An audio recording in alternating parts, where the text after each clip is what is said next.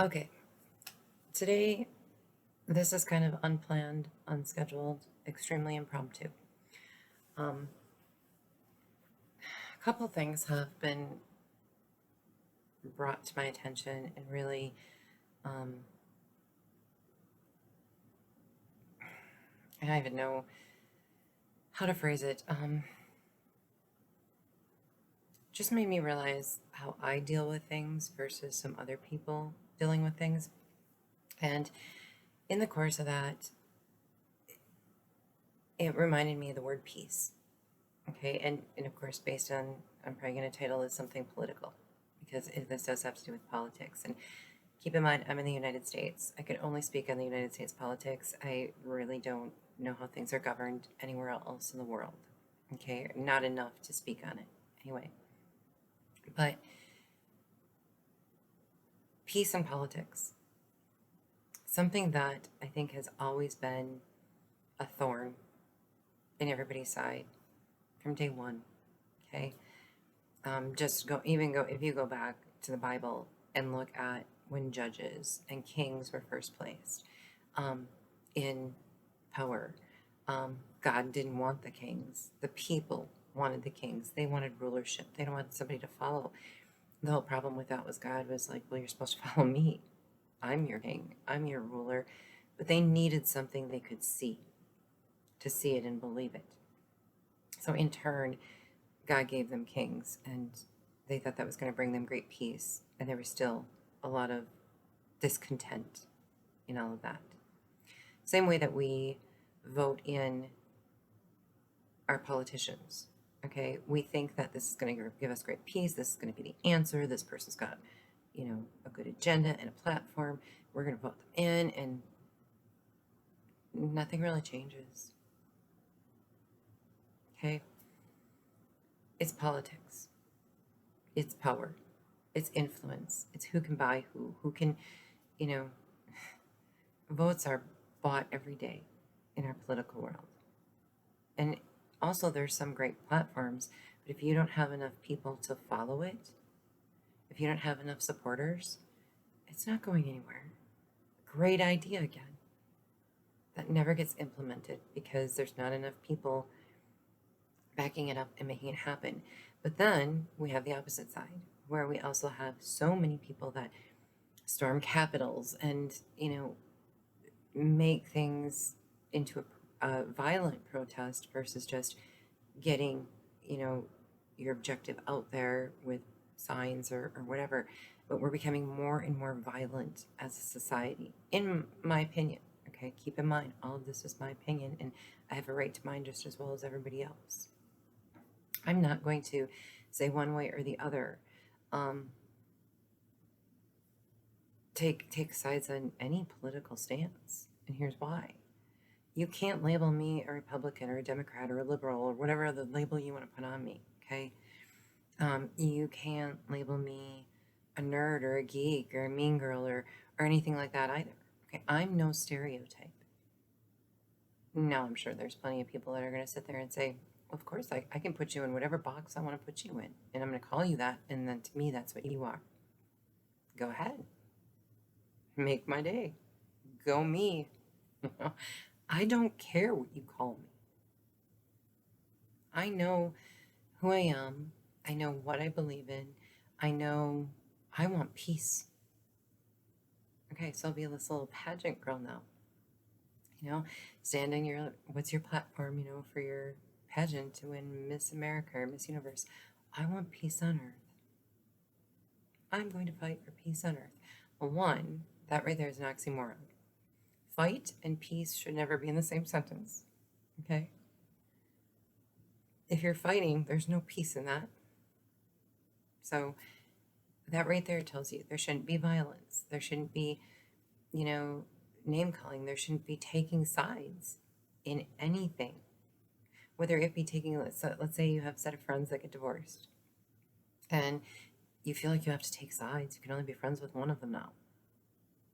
No, you can be friends with both of them.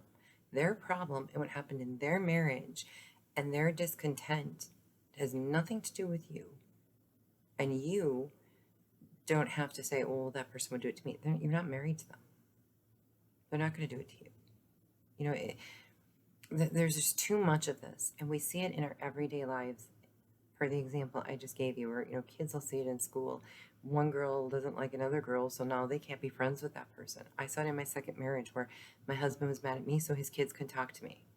Okay, first of all, that's a root cause that outside of the political arena we can fix in our society. Stop taking sides.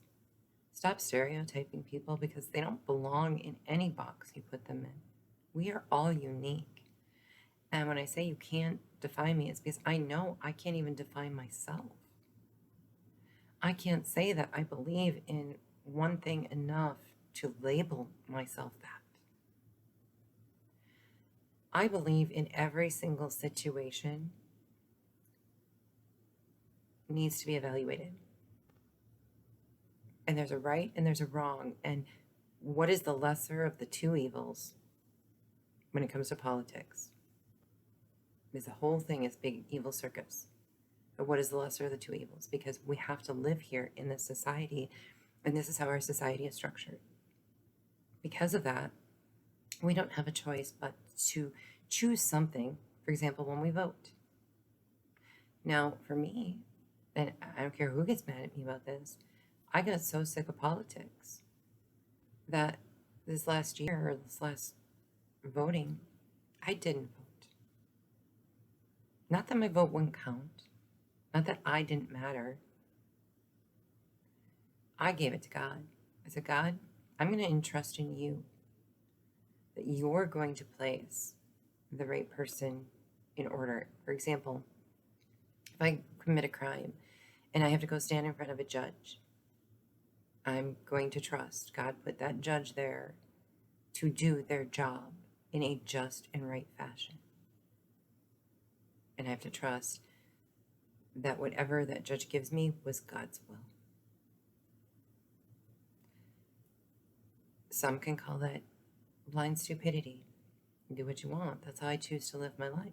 And that's why there's never one situation that I'm going to be able to say that I might have made a decision over on the left side or something, but then all of a sudden a similar situation, but the circumstances are a little bit different, I could decide in a different way.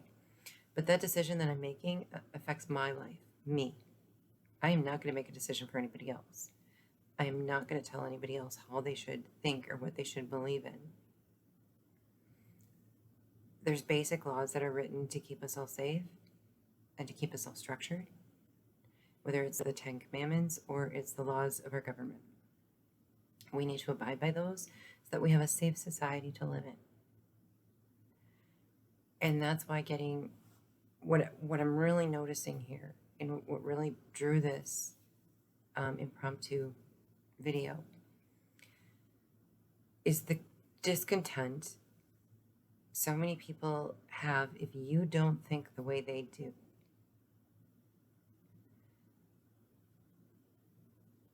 It's okay for one person to say, I mean, I'll talk to anybody about anything, including politics. They can speak your piece, say what you got to say.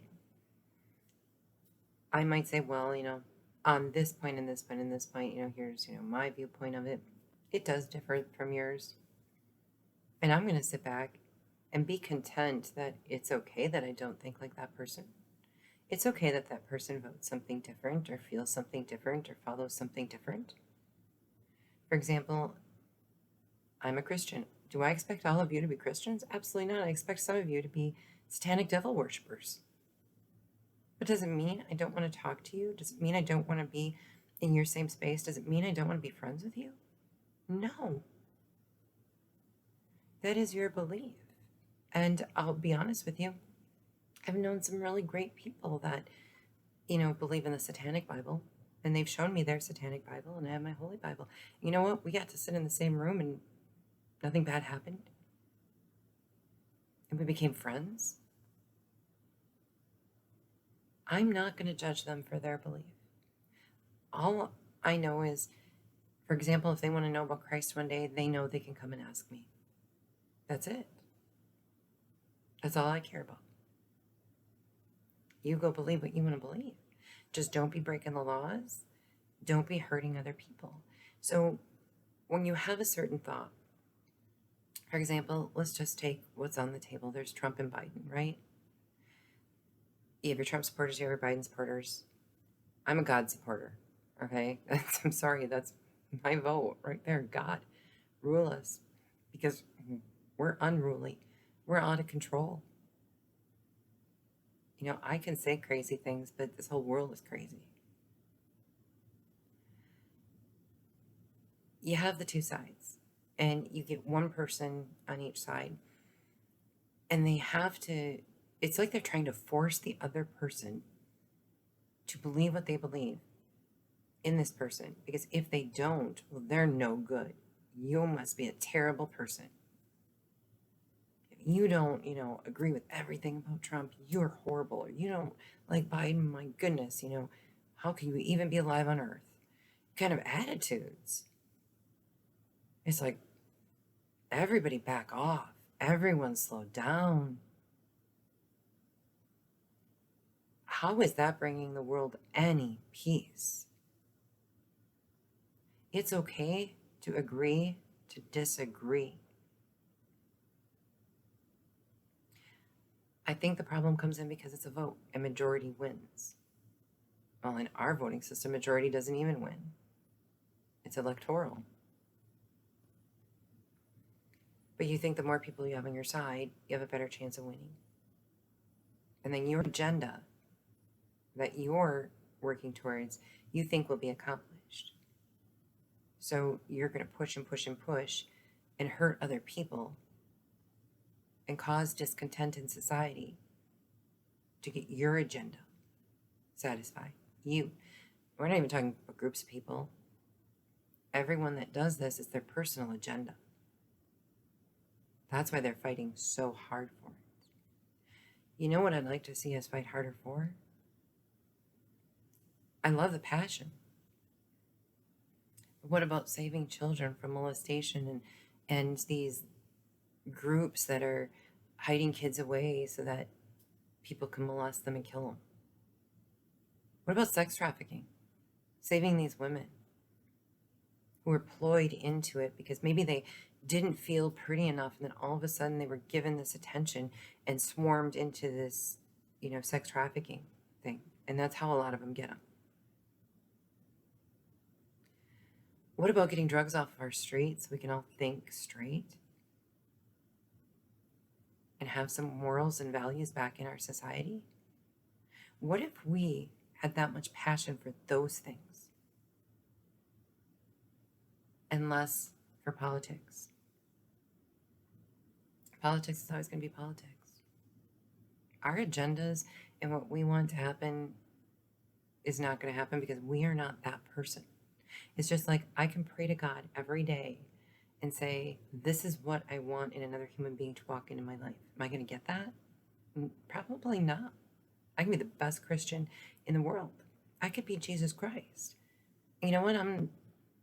If Jesus wasn't meant to have it, he's not going to have it. And, he was just the type of person that was okay with not having it. But us, we're not okay with that. If I don't get what I want when I want it, I'm going to steal, rob, cheat, lie, steal, manipulate. Manipulate's a great one. To get what I want and to make it the way I want it. I see a lot of that. When did that happen? When did we learn to hurt other people to the point of manipulating situations so we can have what we think we want? And I'm going to tell you something. What you think you want probably isn't even what you want. You've built it up as such a fantasy in your mind of how great things would be that once it comes to pass, it may not be anything you even imagined.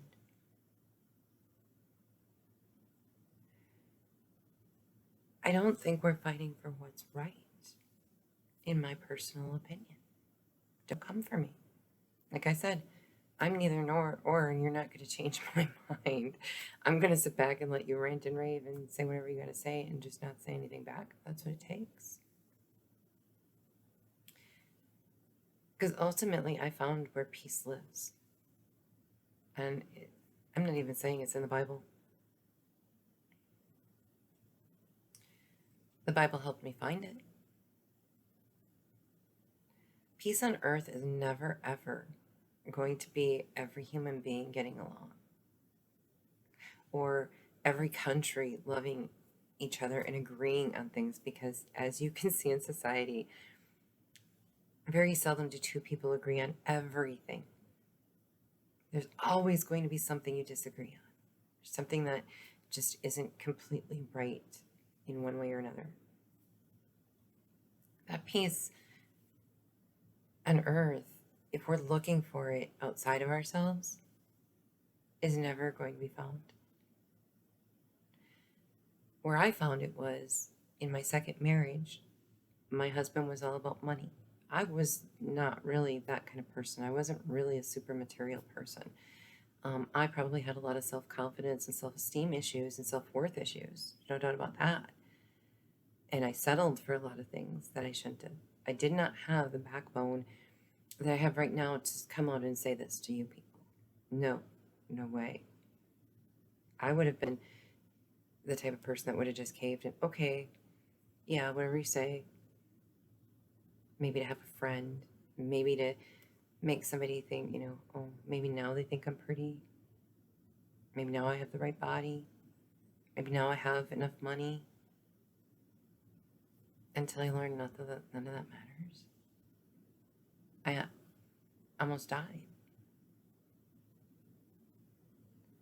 And in my life with my second husband, he wanted all the material things, the fancy big house, the vehicles, the campers, the, more money, more money, more money, more money, more money. To the point he got himself involved in some really awful things with some really bad people. And I don't know how he's ever going to get out of it. I chose to walk away from everything, which was kind of ironic when I read the Bible later, and Jesus told the rich man, he says, you've done everything right in life. You're a good person. You know the Bible, or he knew the scripture really well up to that point. So the only thing you need to now is sell everything you have and follow me. Guy couldn't do it. Therefore, the saying that everyone's pretty familiar with came from is, it's harder for a rich man to get into heaven than it is for a camel to go through the eye of a needle.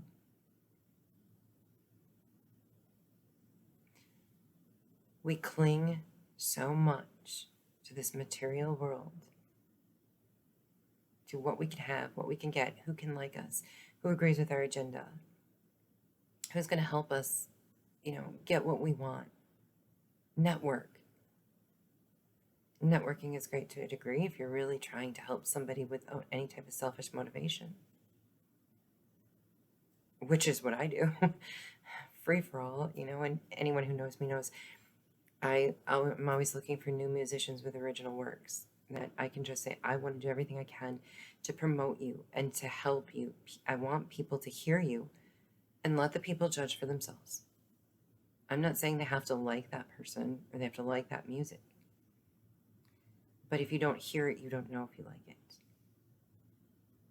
And I have nothing to gain from it.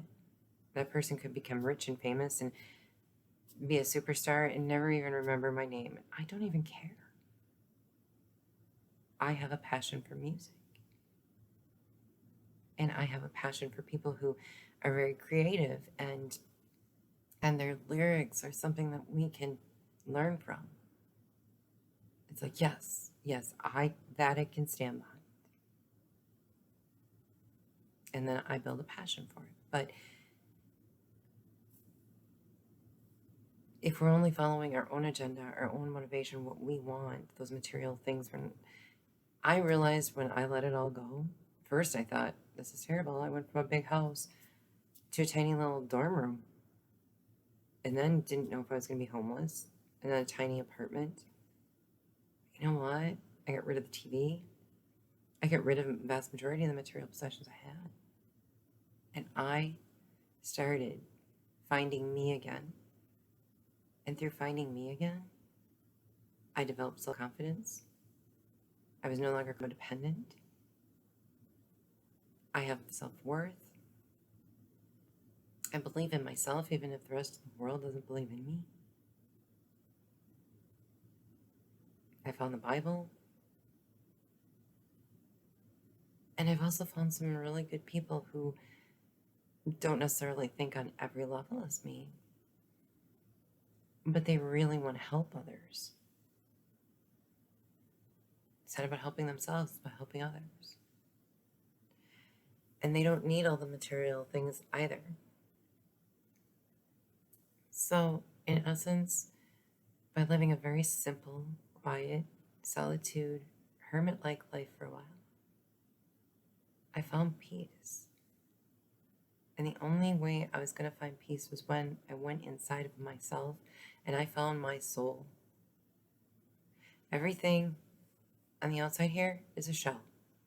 We're all a shell. We can make that shell look like anything we want.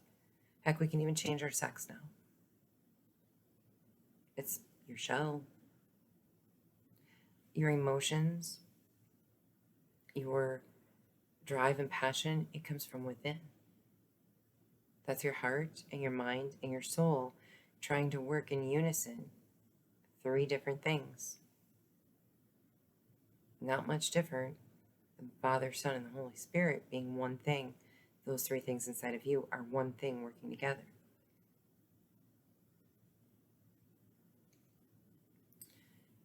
Therefore, until you find your own soul and who you were meant to become, who you really are, and you stop being afraid to show society who you really are, and be content and accepting with the base minimum of life, when you can get yourself down to the root of accepting nothing over everything, there's a peace without understanding. You won't know. You won't even know how you came to it. And you won't even understand how you found it. You just become peaceful within yourself, and then you're not manipulating others to get what you want. You just start saying, this is the way I would like it to be. I can do this, this, and this without anything violent happening or causing too much distress to other people. So then that's what I'll do, but I'll put my limits on it. I'm not going to riot. I'm not going to protest violently. I'm not going to scare people into following me. What good is it if people are on your side that don't really believe in you? Because one day they're going to bail. And you're going to be sitting there holding everything, looking like the idiot. I don't want to see any of you looking like idiots. I'm going to see everybody prosper in their own way. And there's always going to be material things. And some people are going to have more than others. And that's just the way it is. And again, once you find peace in your soul with that, and you say, you know what, it's okay. I never really needed it to begin with. Because everything I needed was already in me. God gave me that from the moment I was born.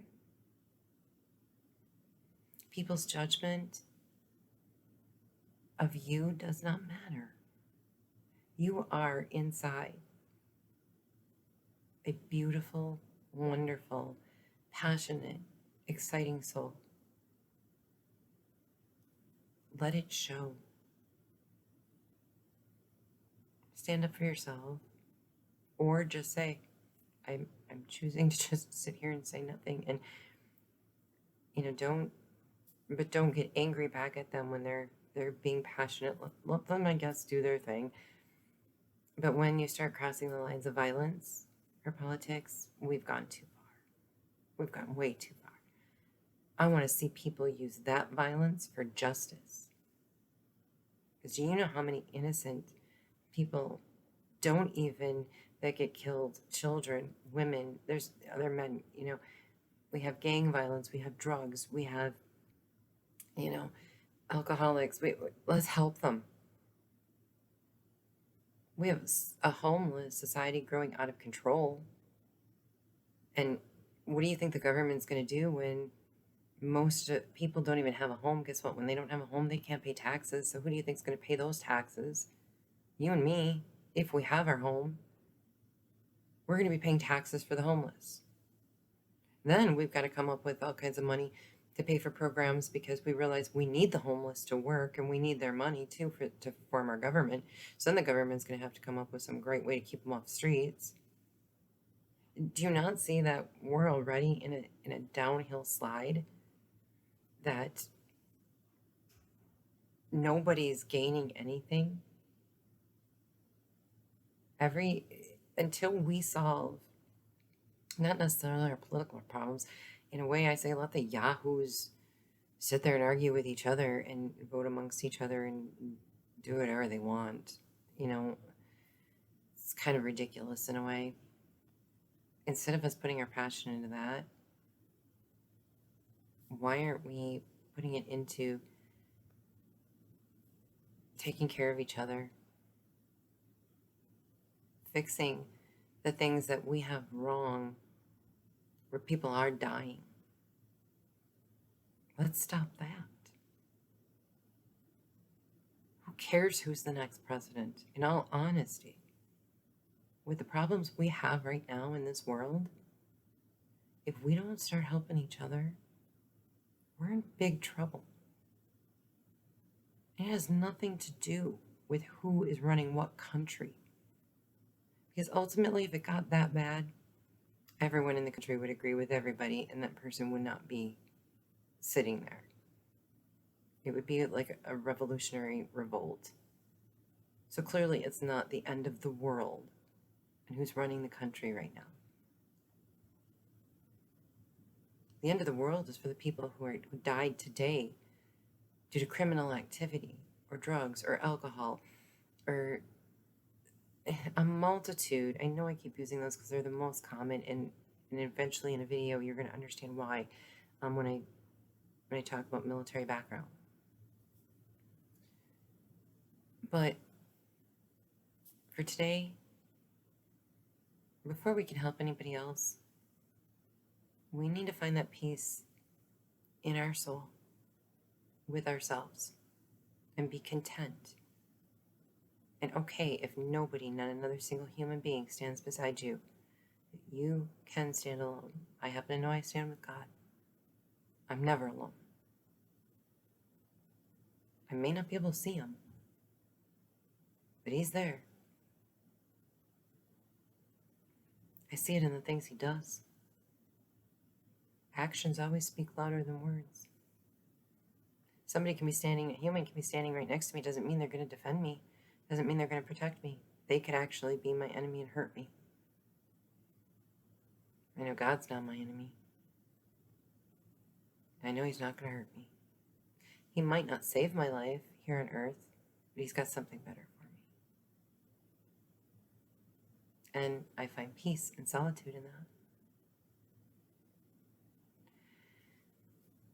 I'm sorry to seem so passionate about this. And it's because I've been seeing so much passion from other people where it feels like it's so wasted. Why take all that energy and throw it at something that has always been the way it is right now? It's never really been any different. We've just developed more passion for what we want. And therefore it has spiked a little out of control. I'd like to see us, you don't have to change your passion for politics. You can be very passionately driven for it, that's fine. But take some of that energy and use it for good elsewhere as well. Please. That's all I ask. And you don't have to believe in God, and you don't have to believe in the Bible. I'm a Christian. You don't have to be a Christian. You can be a devil worshiper and still want to do good for the people around you. So, on that note, and I'm sorry, I didn't plan this, so I don't have any Bible verse. Trust me, I don't have a whole lot of Bible verses memorized. I've only been reading it since 2019. The only thing that comes to mind is when the Pharisees were setting Jesus up for the kill, so to speak. Well, we're gonna set him up so that he looks like a fool. And they asked him about taxes because tax collectors were evil, terrible people back in the day. And he asked him, about paying taxes. Well, if this is the way we're supposed to go, then what do we do with our taxes? And we shouldn't have to pay them, right? We can just, kind of like our modern day, we don't want to pay taxes. Oh, then they're going to use Jesus as a, get out of jail free card. Well, then I don't have to pay taxes. Well, here came the deal. Jesus asked to see a denarius.